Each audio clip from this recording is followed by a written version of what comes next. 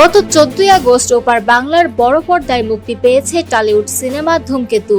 এই ছবির হাত ধরে প্রায় এক দশক পর দর্শকরা আবারও পেলেন দেব শুভশ্রী জুটিকে।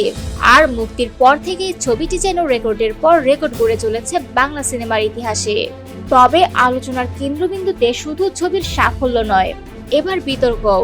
কারণ এক সাক্ষাৎকারে দেবকে প্রশ্ন করা হয়, যদি ধূমকেতু 2025 সালে নির্মিত হতো তবে তিনি কি শুভশ্রীকে নায়িকা হিসেবে বেছে নিতেন? উত্তরে দেবের মন্তব্য ছিল, শুভশ্রী এখন 2 সন্তানের মা, তার মুখে আর আগের মতো ইনোসেন্স নেই, তাই নায়িকা হিসেবে নিলেও পার্শ্ব চরিত্রের জন্যই ভাবতেন। এই মন্তব্য ঘিরেই শুরু হয় জোর বিতর্ক। আর নীরব না থেকে পাল্টা জবাব দিলেন শুভশ্রী গাঙ্গুলী। ক্ষোভ ঝরে পড়ল তার কণ্ঠে। তিনি বলেন, একজন সেন্সিবল মানুষ কিভাবে এমন অসম্মানজনক মন্তব্য করতে পারে? আমি জানি না। মা হয়েছি, সন্তান জন্ম দিয়েছি, এতে আমার ইনোসেন্স হারিয়ে যায়নি। আমি চরিত্রকে প্রাধান্য দেই, নায়িকা হোক বা পার্শ্ব চরিত্র, কাজটাই আমার কাছে আসল।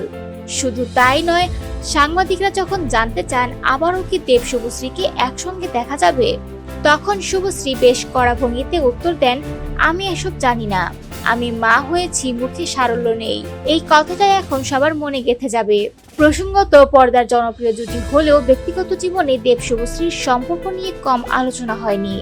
একসময় ইন্ডাস্ট্রির ওপেন সিক্রেট ছিল তাদের প্রেম, কিন্তু মতের অমিলেই সেই সম্পর্ক ভেঙে যায়। বিচ্ছেদের পরও তারা পেশাদারিত্ব বজায় রেখে ধূমকেতু ছবিতে একসঙ্গে কাজ করেছিলেন। আজ 10 বছর পর আবারও বড় পর্দায় ফিরেছে এই জুটি। কিন্তু দেবের মন্তব্য ও শুভশ্রীর পাল্টা প্রতিক্রিয়ায় যেন নতুন অধ্যায়ের সূচনা হলো বিতর্কের খাতায়।